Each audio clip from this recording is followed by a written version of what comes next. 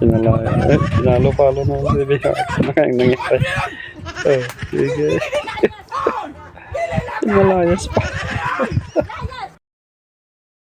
So yun guys, babawi ako ni Bimax kasi niluko ako kahapon.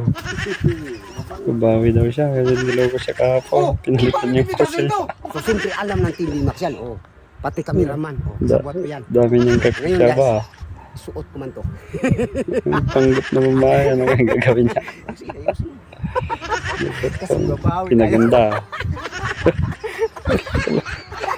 Babawi ako talaga.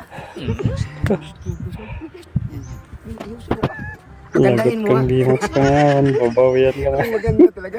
Sige tayo. Tapos pupuntahan nila si Bimax. So, sakto, tulog.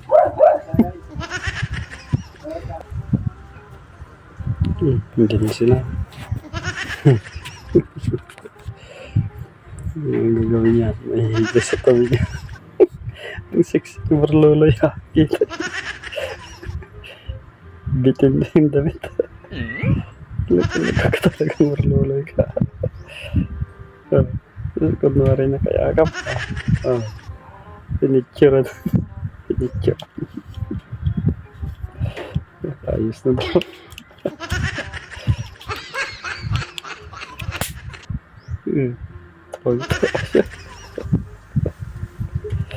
Talaga. Sige sa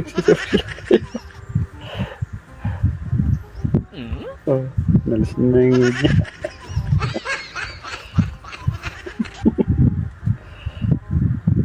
Dapat siya. Susumbong yata niya sa asawa ni Bimax. Lagot kang Bimax kami.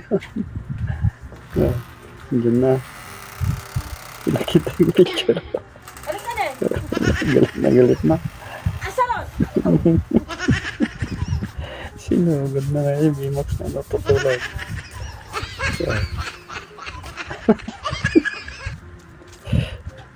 Lagot kang Bimax. Ayat na.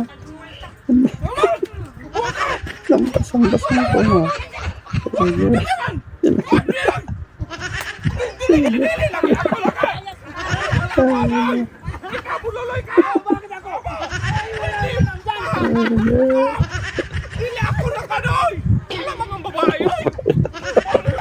Si Marlolo pala yan. Sige, nalangis na tara.